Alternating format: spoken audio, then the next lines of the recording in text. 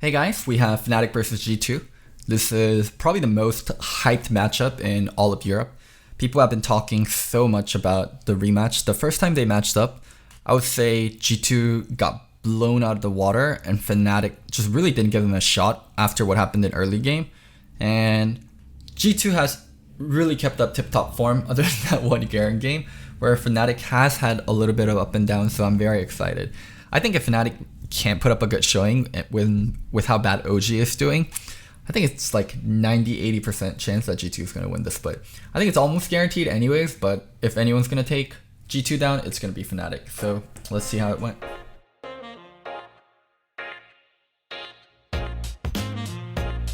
So normally I don't watch VOD reviews with casters on, and I usually watch it at double speed, but this is a relatively short VOD review. And also, it's Papa Smithy casting, so I'm very excited. So I'll have the voices on. We're not coming out this time on the red side. Usually, G2 are put onto the blue side because the idea of giving them counter picks is a very, very scary thing. Well, guess what? They got plenty of counter picks this time out. Well, it looks like a lot of respect bans coming out from both sides right now, with Qiyana, Yasuo, and Lucian all being taken off the board. 2 target bans sent towards the bot lane, a lot of respect being shown towards Perks, whereas G2 showing their respect towards Hylissang. The question is, will they look... Alright, so we can talk about the bans a little bit.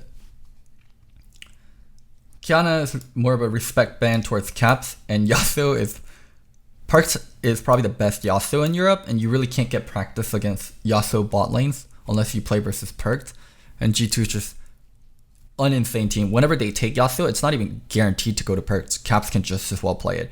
Lucian is something that Perks has been spamming, and if they actually do end up taking Kai'Sa early, and if that's their game plan, then the Lucian ban makes a lot of sense.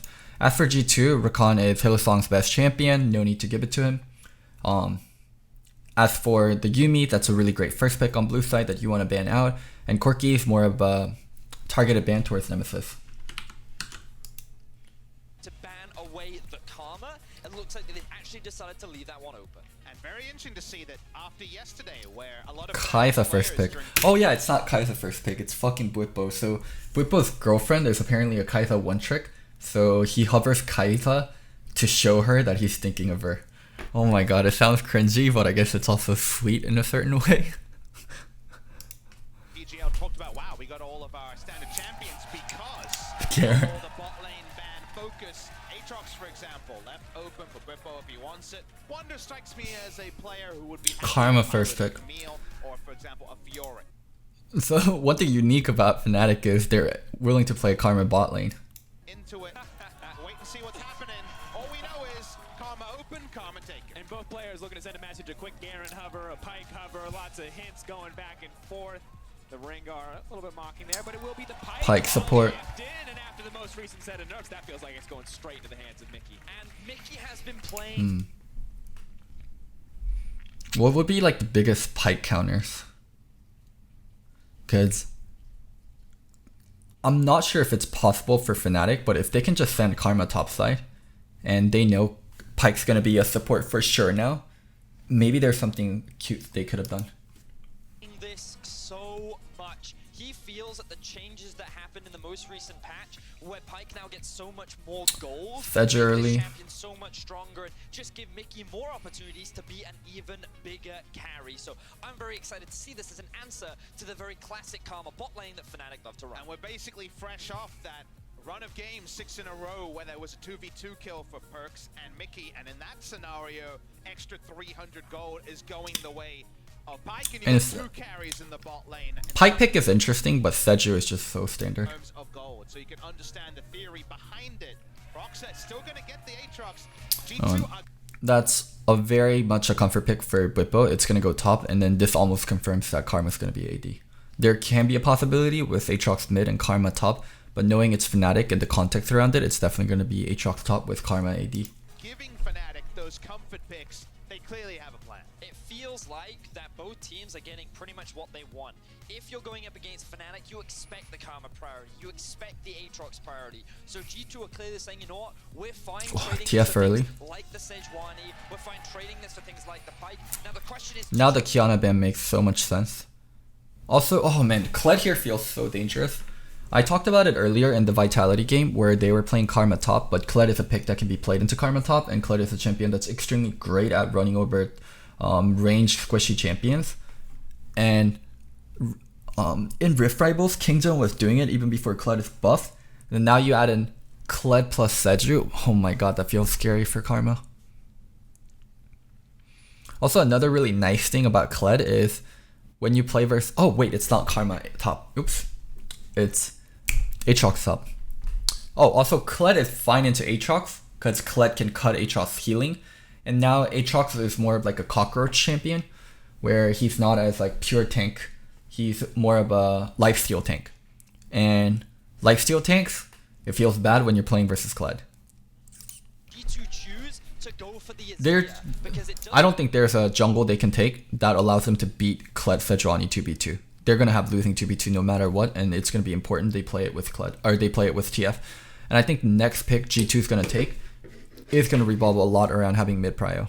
Because you don't want to play Kled in a defensive way. You want to enable it with a strong mid pick. Actually pick up the Kled into the Aatrox matchup, a champion who's known for all of that healing. The healing Elise span. Ooh, that's actually something that might have been possible. Let me try to think. Elise Aatrox into Kled Seju. Definitely stronger on the first clear. That actually could have been possible. Elise Aatrox. Wow, that just blew past my mind. Watching too much NA. To run the Kled into Aatrox finds it hard to actually kill off. Really like that ban. From Bwipo yesterday on PGL say that he considers Kled to be one of the better matchups into the Aatrox. And of course, overall, dealing with that healing reduction is going to be frustrating for the team, but Fnatic getting their hands on a ton of comfort picks for G2. Elise plus Aatrox equals 2 demon. Luckily, Kled doesn't have any mana. Can't be mana burn. Yeah, Irelia Seju, another matchup they don't want to be allowing. So here's like a normal conversation for like a team. Okay, yo guys, they have Kled plus Seju. They can take Irelia mid, and then the enemy, and then your mid laner is supposed to say, no, they can't take Irelia. If they take Irelia, then they're a full AD comp. They have Kled and Irelia. But because it's G2, this is how the conversation goes. We have to ban Irelia, they can play it mid. But they'll be full AD that way. Nope, Perks will just play a mage and they won't be full AD.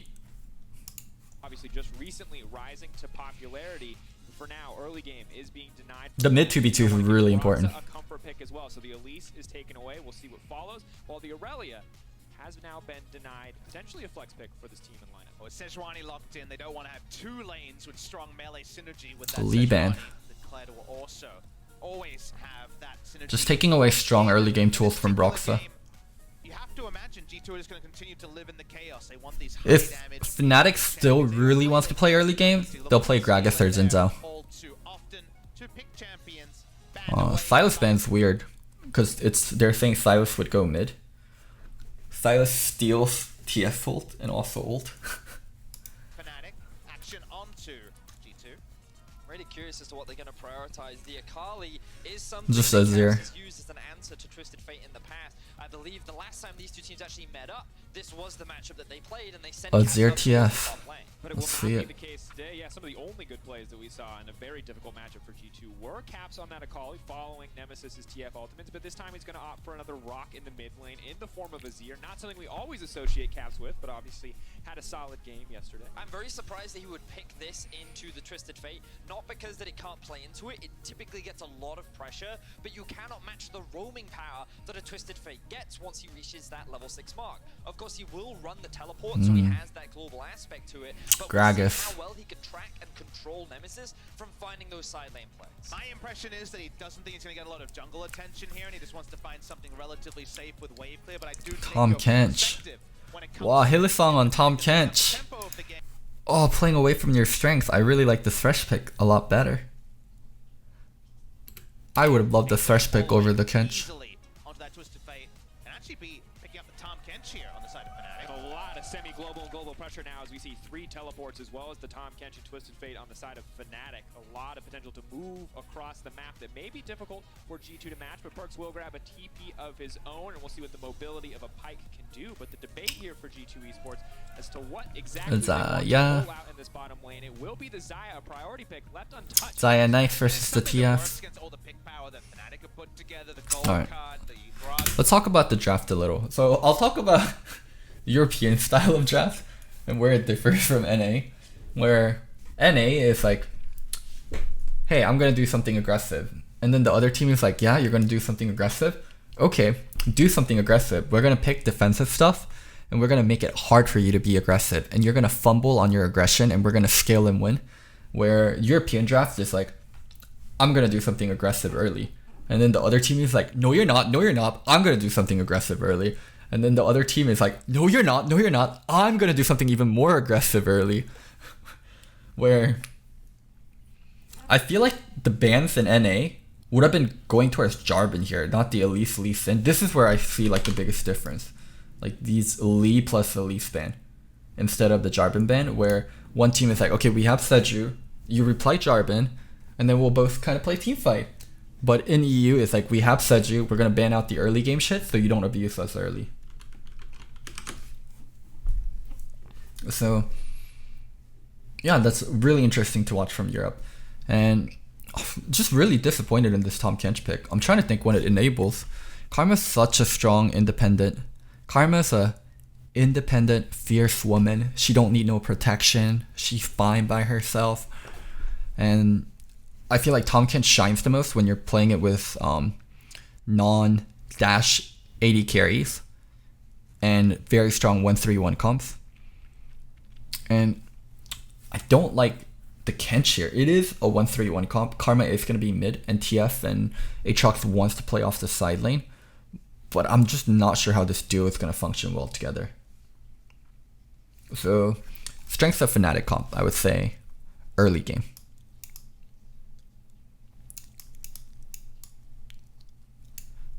They have very strong early game. And also their game plan is Bwipo, we will help you. This game is going to be determined by the top 2v2 and how the mid lanes interact with that. They are like, okay, Bwipo, you're going to play up, you're going to play aggressive. We know that's how you want to play. We're going to pick you an early game jungler. We'll pick you a mid laner that can roam, and we will do everything within our power to help topside. A lot of interesting things I would imagine from this game is whenever Karma and Kench are able to get good recalls, Kench is going to roam topside. Same thing for Xayah, Pyke. Whenever they're going to get good recalls, they're going to focus on topside. So strengths of Fnatic's comp, and the goal of Fnatic's comp is going to be enabling the Aatrox as much as possible, helping it versus the Kled, and going into 1-3-1 later. Gragas is an early game jungler. Hell yeah. A lot of... Like, he's not someone that falls off a lot, but Gragas has very strong 2v2s and very good games. So for G2, this 2v2 is fucking scary. This 2v2 is one of the scariest shit. Seju plus Kled, how they're able to proc their stuns, their engage range, the dives that they can pull off when they get ahead. This is some scary shit. It's a lot of damage, it's a lot of engage, it's a lot of lockdown. Just, if this thing gets going, then it's gonna get going. Azir is more of... It's a very un-G2 pick. Azir is more of, we're gonna be ahead, we're gonna lane well, and then we're gonna team fight. Azir is more of like a very solid rock of a pick, like Vidius said. Pyke, as we talked about, is going to roam a lot. I think Xayah was picked more for scaling purposes and also very much a comfort champ for Perkz. I remember Perkz playing Xayah at MSI. I don't know where I heard it. He's... fuck, I don't want to misquote him. It's either Perkz or a caster that said Perkz is just the absolute best player on spellcaster AD carries. And Xayah, in a sense, is a spellcaster AD carry, where you do play a lot with your autos, but the timings you use your spells and kind of the creativity that comes with the usage of spells is very important. And I think there's a lot of skill expression in that, and Perkz does that extremely well. So yeah, been his go-to AD pick for a while, and nice to see. So yeah, team fighting draft with a lot of focus on the top lane 2v2. Ultimate, easy to lift off through those for Perkz, going on to a golden oldie, one of his favorite AD carries in this Xayah. So Xayah, fun fact, Perkz was a mid player. Very fun fact. Consider that to get that semi-global pressure from the Tom Kench. You have to take the bad lane matchup into the Pike, where the moment that ultimate is left available, the great health is ignored by the death from below. Really good point from Papa Smithy. Kenshin to Pike isn't one of the best matchups, and your gray health gets ignored, and they still opted into it. And they opted into not giving Hylissang a playmaker.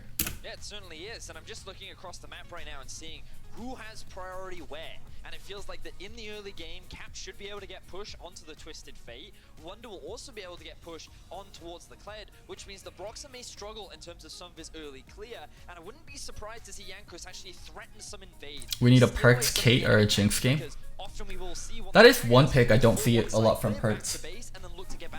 They never really embrace Caitlyn Morg or Caitlyn Lux. In a huge matchup, and no doubt that there is pressure on each of the respective laners. The junglers, though, where we have our eyes after the last matchup. Wonder, of course, did do nothing wrong in the game, and he has a chance for redemption today up on the Kled, up against Whippo. Hilly has a limited champion pool, or am I wrong? Monster performances from him across the Hilly has a champion pool where he's just insane on certain champions. Hylissang Pike and Hylissang Rakan is on par, like is some of the best in the world. Onto this one, match of the eons. Maybe it doesn't even need the subtitle. This is, of course, a world finalist versus the MSI champions. It is super hyped. It's a match watched around the world, no doubt. Korean analysts are going to be trying to pick my brains the moment I get back to the LCK. Unfortunately, we're going to have. Who do you think improved more since their last meeting, G2 or TL? Definitely G2. I think there's a certain stagnation with TL where they aren't very challenged in NA, and they honestly didn't take NA that seriously this split. Where G2, also I guess G2 didn't take LEC that seriously either, with all the troll picks they have been doing, but definitely think G2 is way more into it, and if there's any improvement, it's going to be coming out from G2 more so than TL. Also, like for TL, how do you improve in a region where you're not really challenged in any way? Some people will quote the C9 losses. Some people will tell me TL didn't have a perfect season, but TL honestly wasn't that challenged. It is the match of the eons. It is the match that everyone around the world has their eye on. As you said it, Papa Smithy, former world finalists versus the MSI champions. But there can be no doubt when it comes to G2 versus Fnatic, the Fnatic fans right now. And this is not the LCK, Papa. They're not taking turns. It's an all-out brawl, and you can see why. 18-17. I think G2 is by far the most popular international team, but Fnatic probably has a lot more regional fans due to their history. An all-time record. Fnatic can tie it up right here. Nothing to pick between the two teams. I just hope we end with a respectful handshake on all sides in the crowds and on the games, but in the actual game, I think there's going to be some fireworks. With this many actually, in Asia, maybe Fnatic. Yeah. Fnatic has so many fans in China. So in terms of overall win conditions, something that we're going to be seeing a lot from Fnatic is something we've seen from them all split long, and that's look for picks on side lane. When you have a Twisted Fate and you have a Tom Kench, one of their biggest strengths is their ultimate and their ability to appear when you're 1v1ing in a side lane. So this is going to be something that they're looking to leverage once the map stay opens up. G2 on the other hand, Leashing blue, they're going to give up bottom control for the earlier parts of the laning. Brox are going to do this 3 camp recall. Very standard start from Gragas. Not sure what the fuck Aatrox was doing. What the fuck was Whippo doing? Why isn't he in lane? so this is going to be something that Oh, just guarding versus an invade. They're thinking they might late invade topside because Gragas wants to do 3 camps and back. That's why Whippo was waiting to protect versus the invade on topside while Gragas is doing 3 camps and backing. Catch up to and keep up with all of these semi-global odds. And then you always want to look at the permafrost cooldown, where that can actually combo with melee threats. Kled Sejuani sounds pretty scary the moment that those vicious tendencies come in from the Kled. And Pike can also open up some CC trains in the bot side. So there is definitely, to me, a top side or bot side threat coming through from Jankos. One thing I like to look at here from Fnatic, though, is the fact that... Oh, good point. Yeah, you're right. Chinese fans don't like Perks because of the comments towards Uzi. Yeah. Fnatic's definitely the more popular team internationally. You guys are right. Wow. It's not going to be a kill, but this is going to be really bad. Oh? Pulls back. Might just be able to get first blood here. Could be disastrous for Fnatic. Freeze frame, not going to matter in the end. as well. They have to be careful. Perks and Mickey need to back off. No flash available for Mickey. Sejuani on the other side. G2 have to be really careful about how they position here. The Phantom Undertow should be able to take him out to safety. Rest of the team now back. Mickey X waiting on this side, because if you're here, then your vision range is somewhere around here, so he'll be able to see the Gragas. They know Gragas did 3 camp, and he can be potentially boss side. Explosive bot lane so far. G2 have no jungle support. Until this wave pushes out all the way, I would love to see Mickey X just stay here and provide this vision. Either notice that Sejuani is up on the top side of the map, but what this does give Jankos an opportunity to... Oh wait, they placed a ward. When did they have that ward? Safety. Rest of the team now. Okay, he just placed it, and it was outside. I saw it on the minimap just now. Either notice that Sejuani is up on the top side of the map, but what this does give Jankos an opportunity to is to play towards the enemy top side jungle. We talked about this in the draft. Gragas typically does a full one side of the map clear, and then he looks to bases and all in happens to Move. Forced to flash away, but we're trying to follow up here. Dark and Blade will not connect. Wow, they just thought this gank would never be possible. They just thought this gank would never be possible because he did 3 camps and he's supposed to have backed and they warded, but Broxa waited all this time. Oh, dodging the E. Okay, this is what I mean though. Remember what I said regarding Broxa and how he's one of the best performing junglers? And Kelsey said he's more of a piece of the system. This was definitely not a system gank. This was Broxa adapting to it and actually getting the gank off.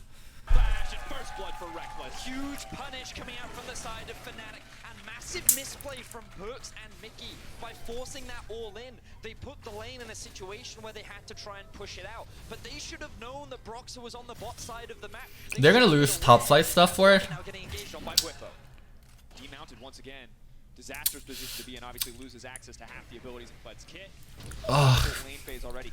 One thing that's gonna happen is he's gonna lose a lot for it. This might not actually be worse this time. He's gonna lose blue, he's gonna lose scuttle, he's gonna lose this scuttle.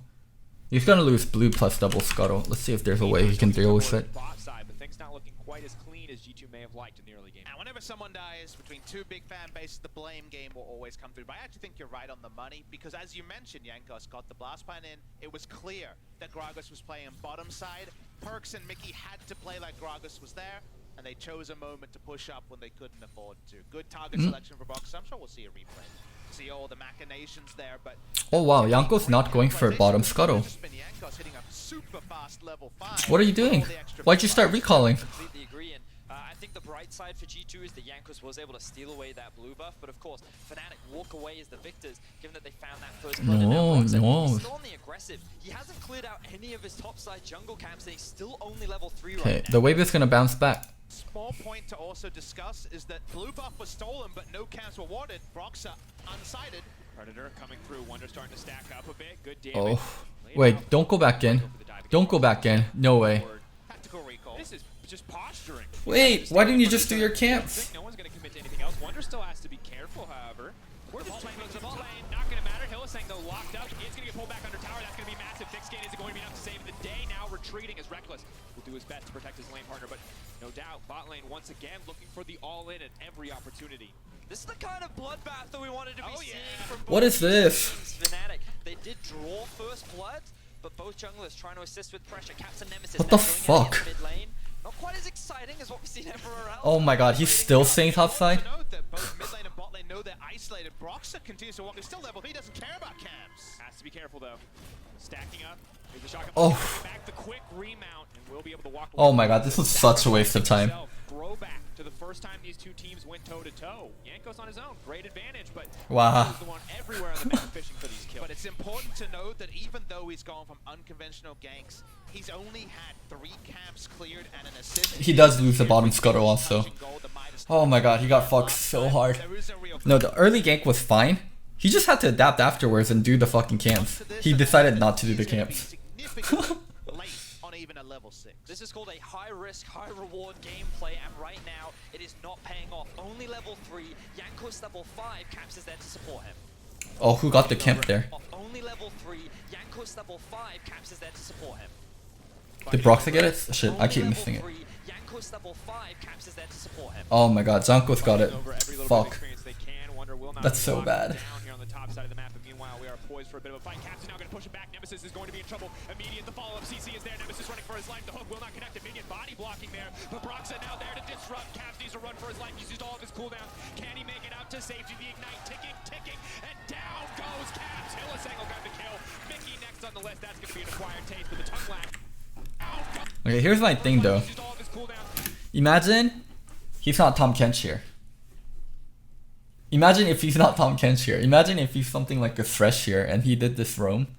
This would be like so much more game changing. This is why I really hate the Tom Kench pick. Because we know this is exactly how Hylissang's gonna play. He's gonna roam mid and he's gonna enable Nemesis along with Broxa. Like, why the fuck did the Tom Kench pick happen? Can he make it out to safety? The ignite ticking, and down goes Caps. Hylissang will grab the kill. Mickey next on the list. That's going to be an acquired taste with the tongue lash. Body blocked in the end. Fnatic turn the play. The counter roam and the turn of the play actually benefits Broxa in a big way. He needs any experience or gold he can get with how far behind he is. He would have died in lane already with Thresh. Maybe. Reckless plays Karma because Fnatic loves to roam around from bot side, and Karma's a very good independent champion. These early game skirmishes, and they're getting punished for them. This is very reminiscent of what we saw the first time that they met, where It's just, if you're gonna play this way, don't play Tom Kench. They then snowballed it so effectively that G2 never even got a grasp into the game. So G2, they need to slow. Which one of these named champions were up? Thresh was up. We're gonna watch the replay of the play here. I think you caught the most important moment. Oh. The fact that the Wait, how did that? We're gonna watch the replay of the play here. I think you caught the most important moment. Oh wait, what the fuck? Mickey hooked a creep here. The fact that the Wow, that should have been an easy kill. interrupted on this play and they could chase and kill closest target. What usually happens in a G2 game is when there are these isolated trades, they've picked enough priority lanes that someone is winning off the screen, even if Fnatic get a pick. But it's important to note that Wonder needs to be babied just to be able to get to his next back timing, because he wanted to hit level 6. He didn't have teleport to get back to lane. With the ult, he can roll back to lane. Right now, we're not seeing the Kled counter pick pay off in a big way against Aatrox. But of course, as interesting as top lane is, we look once again, and this is, it feels like the same story again. We mentioned it once already. Let's look at the numbers to back it up. And Yanko's running pathing Nirvana on him. 8 kills plus assists in 15 minutes. This man was all about the ganks, and Jankos, as good as he did for himself, could not stop his team from falling flat. So might just have the same story once again. And right now it's resulted in a 1.2k gold lead for Fnatic. You can see that he is many camps behind Jankos. He is a level down behind Jankos, but it does not matter because the rest of his team has succeeded. Advantage for Bwipo, advantage in terms of gold for Reckless. Fnatic looking good in the early game. But we need to investigate the theory here and say, yes, the team is ahead in gold, 100%. He himself is down in gold because he's down 20 CS. So because of that, it is going to advantage his laners when he's not there. So his lanes are very far ahead. One thing about Kled though is you can't dive when you don't have your mount. I think Wonder had to do his best job to not get dismounted here. This is really bad for Wonder to get dismounted if they're about to attempt to dive here. Kled is an insane tower diver because you get to reset your aggro. But here, him going in and getting dismounted is really bad when Jankos is right here getting ready for it. Is going to advantage his laners when he's not there, so his lanes are very far ahead. It requires G2 to either invade and attack Broxa in his jungle. Fuck, this was so perfect. Bwipo backing in darkness. G2 will not try to force the play, waiting to see what this matchup turns into as a few more items can come under Wonder's belt. The Tiamat usually a first choice, but Jankos being spotted out means Bwipo's back timing. This is also just fine, being able to take the blue away, especially on a Gragas that's getting starved, but that dive was so possible without the dismount. Now notice how Bwipo is still holding on to his teleport. He has not used it yet in this early game, which means that it would be available for a potential roam. Hylissang is hanging. If you're gonna play, I don't think Hylissang's a bad player. I think he's one of the best supports in Europe. I think Mickey X is way more well-rounded, but Hylissang, in terms of the job he does for Fnatic and enabling Nemesis and having good coordination with Broxa, I think is fucking amazing. Why? Just why the fuck are you doing this with Tom Kench? Broxa's hanging around mid. Fnatic have the right set on caps. Easy resources will be needed. I don't think Thresh gets that gank off, but it's not very rewarding to play Tahm Kench like that. So Fnatic fish for the play, but will not find it. Want to draw the viewers' attention to the teleports right now for both sides. There are a lot of teleports in this game that are very important, but right now G2 have caught Helisang. Waiting, buying time. Cap's not going to force the ultimate yet. The stun is there. Going to try to stop the big team from coming through. Now take it down. Box it next on the left. An explosive Wow. play. G2 moves so fast for this. Viewers' attention to the They see Hylissang here. teleports right now for both. I don't know why he was staying. Fnatic fish for the play, but will not. He's like, okay, my TF is recalling. Want to draw the viewers' My TF is recalling. I should get out of here. If he moves any bit towards this, while his TF is recalling, it's trolling. attention to the Oh, teleports oh, right now oh, for oh. both sides. There are a lot of teleports Straight in this troll. game that are very important, but right now G2 have caught Helisang. That was straight trolling. Not going to force the ultimate yet. The stun is there. Going to try to stop the big team from coming through. Helisang now take it down. Box it next on the left. An explosive play. And G2 in an instant find 2 kills. That's an entire team collapse from G2 to make that. Looking for more. Here they roll. Keep it going. Whipple waiting in the brush, but does Whipple came down to help. pushes it right back and says, "Welcome to the family." Takes him out in an instant. Caps grabs that one. Nemesis. Wait, where did Nemesis port to? Takes him out in an Oh, instant. Caps grabs this port. Nemesis now wants to turn the play back, but will just walk in and walk out. And this is the kind of Nemesis now wants to turn the play back, but will just walk in and walk out. And this is the kind of deadly play that G2 plus the Pike represented at MSI. You and I were together to watch the last time. Things got really damn frisky. This time it's Mickey jumping onto the pick, but they found Brox, and in these skirmishes you've seen that the Gragas just isn't able to really out-skirmish with this Dude, if I'm Grabs or G2, like I'm just so happy. Like if I'm prepping versus Fnatic, I'm thinking, all right, we need to make sure we don't give him Rakan, but we can't ban out all his roaming champion. We gotta be careful of the Thresh. Maybe he picked up Bard. Make sure we take Pike early to. Oh, that's why G2 took Pike early. Oh my fucking god. I was like, wait, why the fuck did you blind Pike? It actually makes sense now. They're denying Pike. So the Rakan ban and then the Pike early was to deny him. So both were to deny him. Okay, I understand the game plan a lot more now. And that's how G2 is thinking. They're like, we want to make sure Hylissang doesn't get his core picks. And then he ends up picking fucking Tahm Kench. I remember we were talking about the teleports, but honestly, the one from Wonder here was not necessary. Grabs said they predicted every single pick from Fnatic draft the day before. There's no way they predicted Tahm Kench. That's bullshit. There's just no way they predicted Tahm Kench. I think TF, Aatrox, I think TF, Aatrox is obvious, but there's no way they predicted Tahm Kench. We missed the late ult here from Nemesis. Wasn't There's able to no get way. it done because his allies had already been taken down. Reckless also unable to get involved in that fight with his shielding, which would have been so important. Gotta be assertive of these picks. Speaking of picks, Caps stashes right out. I can believe if they said they predicted 4 out of 5, but them predicting Tahm Kench is like... It's just so uncharacteristic of Fnatic. They literally picked it the day before. You don't think it's inting grabs for them to take Tahm Kench for Hylissang? Even if they picked it the day before, I would probably imagine, oh, they're not going to make the same mistake twice. Oh.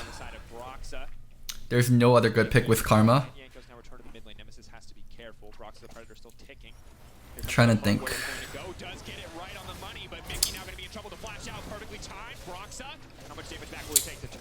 Thresh.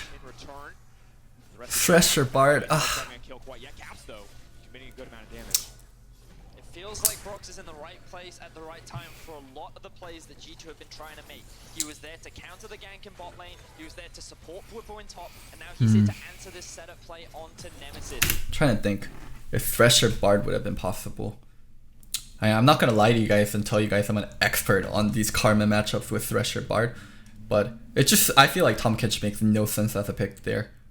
Made props to G2 if they predicted them picking Tahm Kench, but the Tahm Kench pick is a huge fucking, like a head scratcher.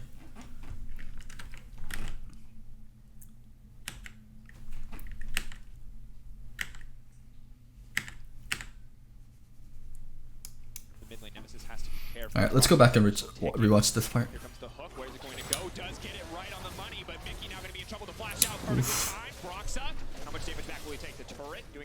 It's a good reply from both parties. The rest of the team now going to back away. No one's grabbing a kill quite yet. Caps, though, committing a good amount of damage. It feels like Brox is in the right place at the right time for a lot of the plays that G2 have been trying to make. He was there to counter the gank in bot lane, he was there to support Whippo in top, and now he's here to answer this setup play onto Nemesis. He's doing what he can to try and match the aggression from G2, but it feels like while the early game was going in Fnatic's favor, he cannot keep up with this relentless. So for the YouTube viewers, Grabs is saying, we have Seju when they possibly want a 1-3-1. Enjoy being mid versus that with Thresher Bard. That's definitely a valid point. Thresh Gragas as a duo has to play make. But if I'm Fnatic, I would much rather bet on my ability to play make than my ability to execute 1-3-1 versus G2.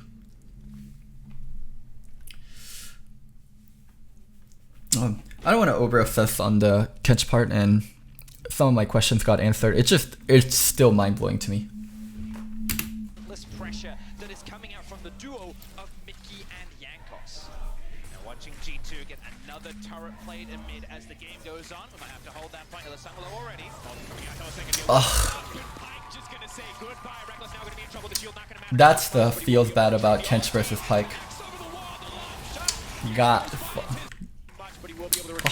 Look at this. There's so much predictions going on here. QR. Oof.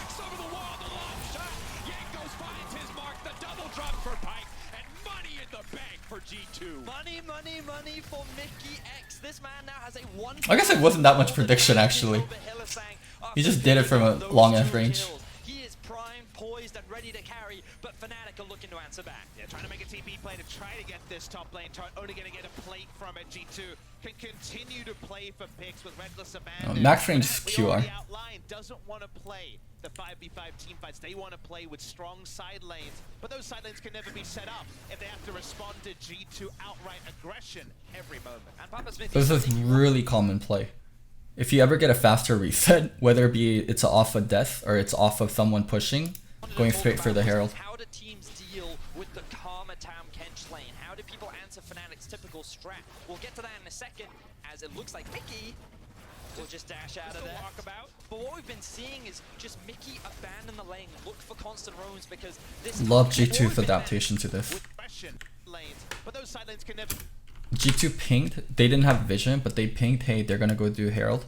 And they're like, we're probably too late to contest Herald, so this is gonna be our play. So Fnatic imagined G2 would be coming in towards them, right? They'd be like, oh, G2 is gonna come to us, and they're gonna try to prevent us from doing Herald. These idiots, they're too slow, we're gonna be able to get the Herald and make out as thieves. Really good reply from G2. They're like, okay, we're too late for the Herald, let's do this. I'm gonna go bot lane while the Aatrox is top. Karma's gonna be top side also to help with the Herald. You go top lane and you push out top. We're gonna go mid and I'm gonna push out mid. So G2 is gonna have priority in 3 lanes and they can link it up to Dragon later. And even though Fnatic gets Herald, they're gonna have to do a lot of shuffling to catch up to G2's lane assignment. Be set up if they have to respond to G2 outright aggression every moment. And Papa Smithy, something you wanted to super fucking intelligent from G2. With the Karma Tam Kench lane, how do people answer Fnatic's typical strat? Notice how only Mickey X is going in here. He's only going in here to buy time. That's his only job at the moment. Buy time and let the other laners split push. In a second, as it looks like Mickey will just dash out of there. But what we've been seeing is Fnatic has 4 people invested into Herald, and G2 has 1, and G2 are split pushing all 3 lanes. Abandon the lane, look for constant roams, because this Tam Kench Grag is coming to the Herald also. They have 5 people camped up here, and G2 ignored everything. Skirmishes where they always have a numbers advantage. And so rather than try and just beat Reckless and Hillsang at their own game, they said, alright, we'll abandon you and we'll attack elsewhere. And so far, they've been doing it extremely well.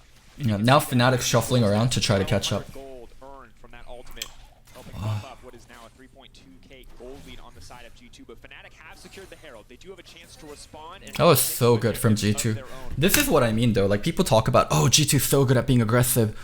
Oh, G2's such good at snowball team. That's not a unique aspect of G2. There's teams in the world that can snowball like G2, But the way G2 plays from behind, the kind of creative solutions they come up with, and the way they do their draft, that is like a truly unique part of G2. No one does that like G2. There's teams that can snowball like G2, but there's no teams that can draft like G2, and there's no teams that play from behind like G2. Now though, Reckless and Broxa just on wave clear duty here in the mid lane. We'll see what the next Fnatic play will be. And while it's not felt right now, I really do feel like this Kled could be the crown jewel in the comp to answer the Fnatic draft. I think we all saw coming that G2 left open, the champions we see like the Karma. Because if you try to play 1-3-1 in side lane, charging straight down They're behind on tempo because of the Herald. Let's see how G2 deals with it. the mid lane on the 3 is very possible. The turret dive and pick power from G2 is insane as this game goes on. And Azir's getting a lot of free money in the bot lane, doesn't quite get in the last play. Now a perfect position for G2. Fnatic, of course, using the Herald on the top side, respond with the play of their own, but the Dragon going down as well. Mickey needs to be careful. CC locked him up. He's so incredible. What? Why didn't he dash? Did he already use dash? Position for G2. Fnatic, of course, using the Herald Checking his mana. play of their own, but the I think he already used dash. There's like a slight... You can see his mana going down here. for G2. He either used hook. I don't think he's in a position where he wants to use hook. I'm pretty sure Mickey already used dash. Of course, using the Herald on the top side, respond with the play of their own, but the Dragon There's no way Mickey doesn't dash here if he has it up, this dash above. He's so incredibly squishy, and that's all she wrote. Shut down for Broxa. G2 was spread quite thin there, and Fnatic looked to take advantage. They were ahead of the play because they used their Rift Herald top, which means that Bwipo and hindsight could already start roaming down. Perks and Mickey overstay. Mickey doesn't have the flash. This gives Fnatic a kill and a little bit more control over the map. Good pick from the side of Fnatic. Now Fnatic will try to return to mid lane and get priority with their numbers advantage, but Jankos can slide in, the recalls have happened, Twisted Fate's back to the side lane. Fnatic want to play a wide map until maybe Twisted Fate hits 3-4 items, they can try something, but largely they want to play in those side lanes. That's plenty of time for the hyper-mobile Mickey to reset, for Wander to look for his next roll through. You have to be so careful here, you need really strong control wards not to just be caught in transition. Can't afford to hesitate on these plays either. Yanko's not one to hesitate. Oh my god. For the stun pull back to the team. Hillsang now locked up and taken. Damn, that was so aggressive. Hesitate whatsoever. Caught in transition. Can't afford to hesitate. I guess it's more of Hilly just kind of inting and staying here by himself. Yanko's not one to hesitate whatsoever. You're not gonna flash the hook here? You're not gonna flash the hook here? Stun pull back to the team. Hillsang now locked up and taken out. He's gonna be able to walk away. Yanko's in trouble though. Knockback. They're trying to find a response play. Nemesis now moving in. Mickey knows. Good reply. This is just a brawl. It absolutely is. There's no net increase there, except Bwipo gets to continue to push up, and that means that the Twisted Fate ultimate is down for a while. Caps has been off screen almost this entire last 5 minutes. Goes in, gold card connects, and Nemesis flashes out to safety. Well played to get out of what looked like potentially unsurvivable situation. Damn, G2 played this game really differently than I thought they would. I thought they would utilize the top 2v2 a lot more. They barely utilize the top 2v2. And they just try to match the mid 3v3 much as possible, and they're 1-3-1ing with Azir. I wonder if they had initial game plans to do that. Overall, but Mickey looking for one more attempt. Hillsang though there will stop him in his tracks. Because the trio of Seju, Azir, Xayah very much wants to team fight rather than split push. And then the duo of Kled plus Seju really wants to play towards side lane early. They can use to catch people in transition, catch people off guard, and look, they may have caught Perks. With Perks now going to be in trouble, will be pulled back, can't try to make it out to safety. Wow. Once again with the shutdown, Got engaged. Starting to move forward, but has he been off more than he can shoot? No, is the answer. Ultimately getting yet another pulled back, can't try to make it out to safety. People off guard, and look, they may have caught Perks. With Perks now going to be in trouble, will be pulled back, can't try to make it out to safety. But Broxa once again with the shutdown, Mickey now running for his life. Whippo starting to move forward, but has he been off more than he can shoot? No, is the answer. Ultimately. Damn, the situation they created there was so good. If G2 actually got to recall there, it would have been so bad for Fnatic. I'll kind of show you guys the context of why this would have been so bad for Fnatic. So they cleared this. They cleared this. They have a wave pushing out here. And Azir's bot side. So Azir can push and then recall. And then mid can push and recall. And then they have two people pushing and recalling. And then Fnatic has to go deal with the wave. G2 gets the free recall. Gets back on the map.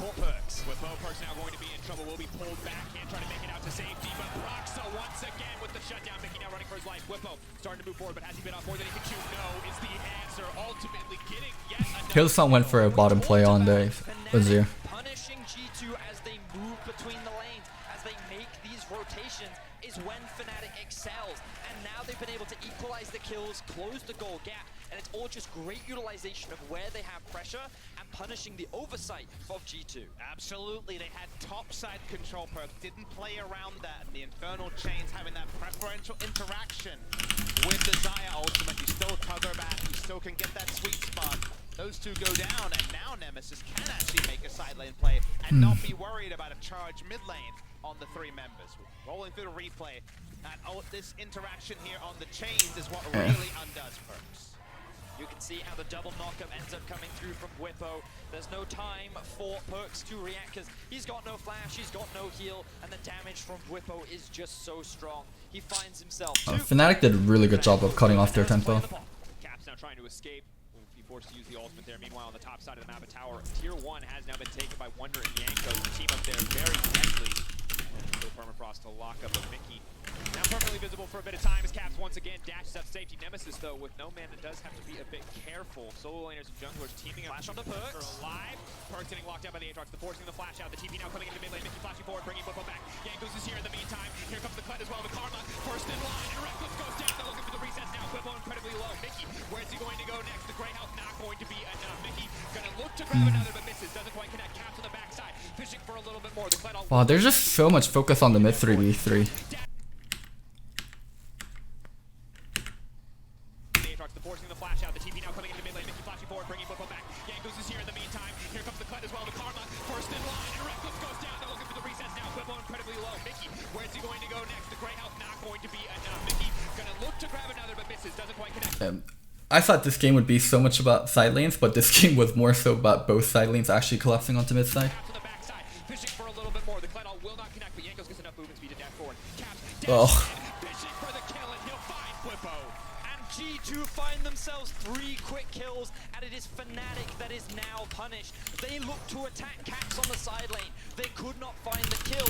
Meanwhile, 3 other Fnatic members tried to force a pick of their own, and they overextend. The top side was pushed in for G2. They found a successful collapse, and now it is G2 are once again in the driver's seat.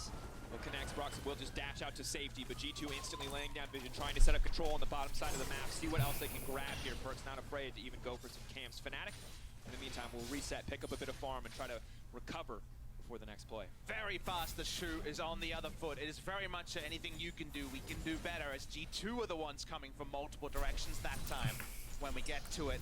It's just the thing that's happening here. It's all about the tug of war of minion wave pushes, and Fnatic saying, no, we've got the Xayah once again. She can't possibly have her ultimate up. First, we're going to start off with the bot side of this play, though, as this was actually overriding the stun in a very creative way by Cap. And this is an example of Fnatic doing exactly what they can do. They have pressure in this situation. They can look to make this pick, but now they've decided to get onto killing Caps, which means the 3 in the mid can't look to do the same. Never getting caught.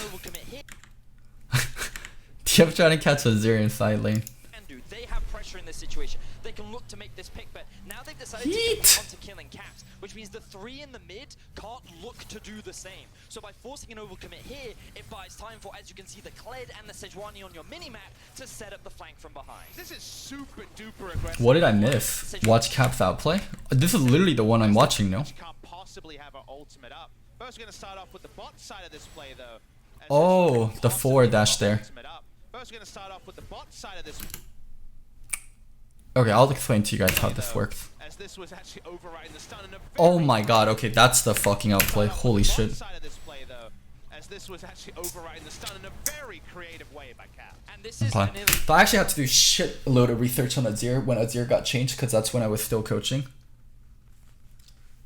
So how it works is, it used to be whenever Azir connects, whenever he's using Q with his soldier, he would stop dashing. But they made it where he can dash through his soldier. So he had a soldier here, so he E toward the soldier, and right before he connected with the soldier, he used Q. So that's why the dash looked like this. The range of it was so fucking long. Jesus fuck. And then the fuck ult afterwards. This is like, this is where League of Legends is unfair for G2. this should not happen. This is where he needs to die. This is unfair League of Legends. This is where you go like, it's fucking bullshit. Take this pick, but now they've decided to commit onto killing Caps, which means the 3 in the mid can't look to do the same. So by forcing an overcommit here, it buys time for... Yeah, also the dash duration, like he extended the dash duration to eat the TF stun too. And the Sejuani on your minimap to set up the flank from behind. This is super duper aggressive. He flash queued in to try to get the kill, disregarding that the Kled and Sejuani were no longer pushing in topside, and that's why the cleanup here with the formation. This is why it's bullshit to play versus G2. The champion selection and also like Caps doing shit like this. I love the Azir being ahead of the play as Wander tried to hedge off all exits for Whipper. But now Hylissang once again may have overstepped Rocks to see if he can fish a kill back to Tom Kench. Set in the sights of G2, picked off again and again. The 5th death for Hylissang and more money for Mickey. Exactly, another one where he gets the kill involvement and ends up with more of the benefit. Ethos takes down the Drake here. This map is falling apart when it comes to areas that Fnatic control. Right now it looks pretty damn risky to play 3 lanes. Mickey has more gold than Broxah does right now, and it is all off the back of that passive. He is moving around the map, finding these skirmishes. G2 doing a bit of a G2 special, even without that much control, just the power of Fog of War. Fnatic have no information. This duo is securing a 20-minute Baron. This is the area G2 came from before, so they know it's not warded. They've used it multiple times. This Baron is free. Like, things that are bullshit about G2. Azir split pushing like that, and when he's overextended, should just die. It's versus TF Gragas. The fact that Azir's overextended versus a TF and Gragas and lives is just fucking bullshit.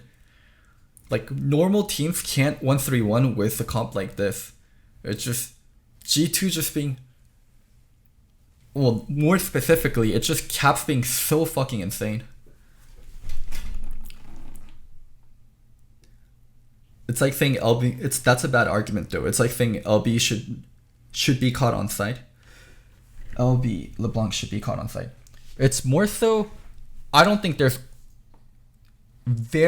just very, very few teams that can utilize Azir like this. I just think the number of players that can utilize Azir like this and that have the confidence to consistently pull that off and consistently do it on stage is very little.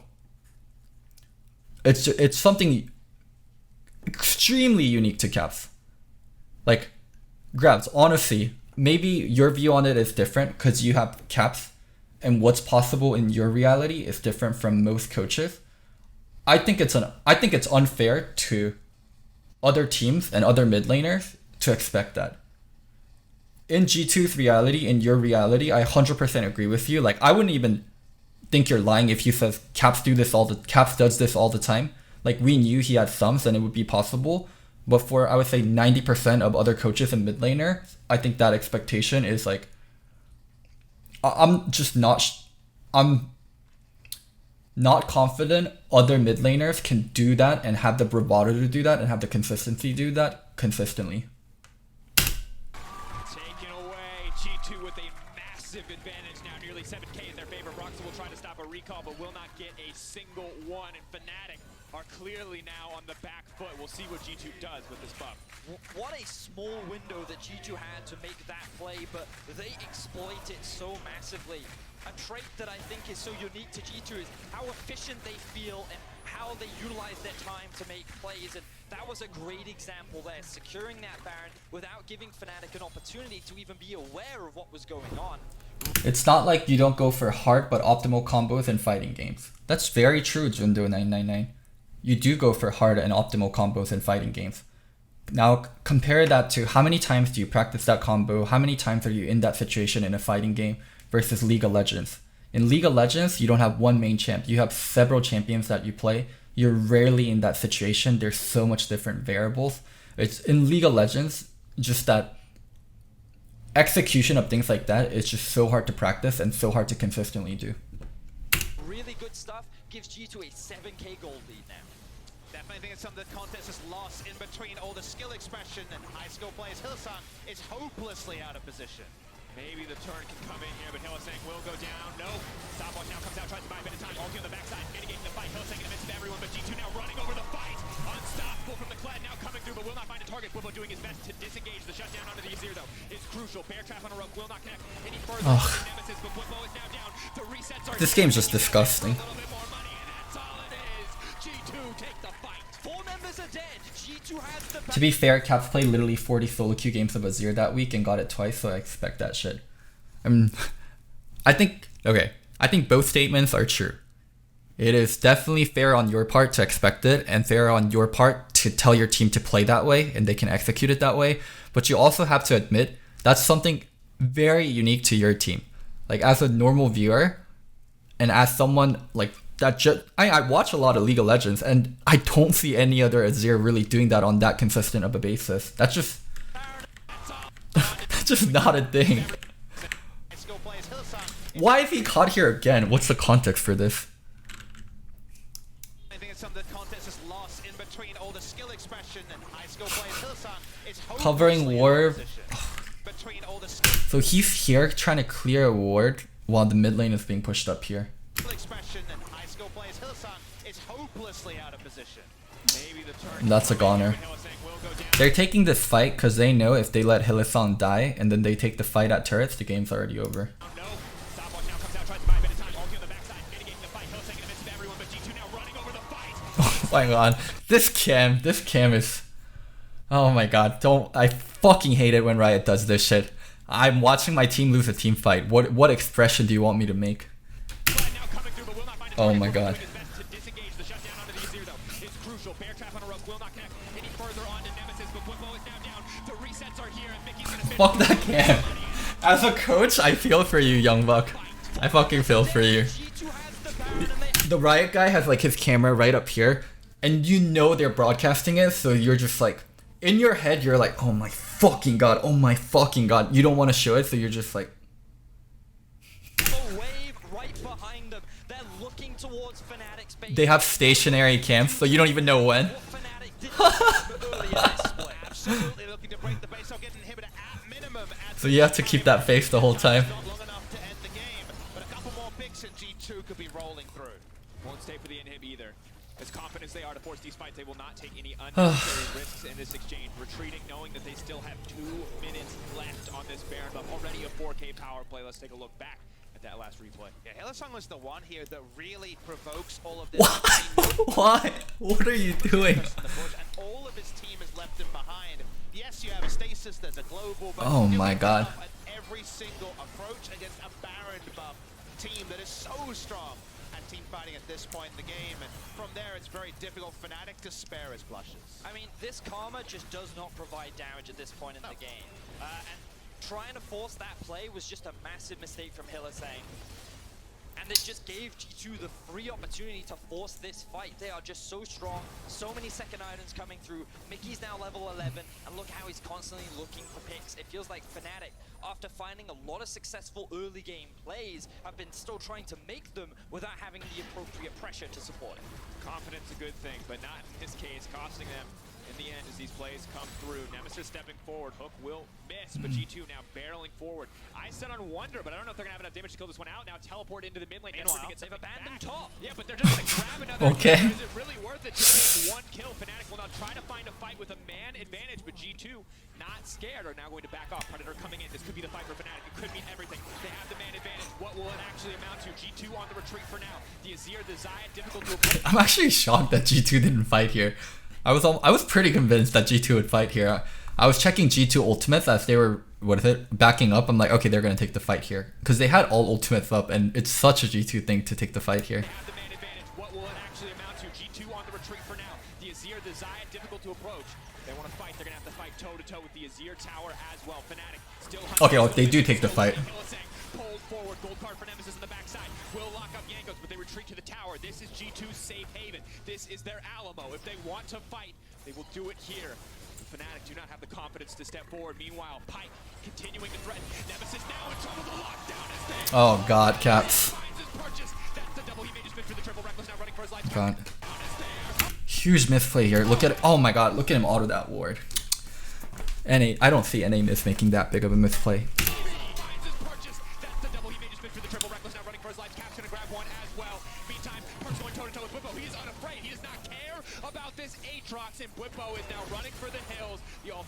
eyes, but the hook goes in, pulls him right back, and Parks finishes him off for the ace. G2 Damn. have done it right when you think maybe someone in Europe can challenge them. This is their moment. They remind Europe there are no contenders. G2. 24 minutes was the game time.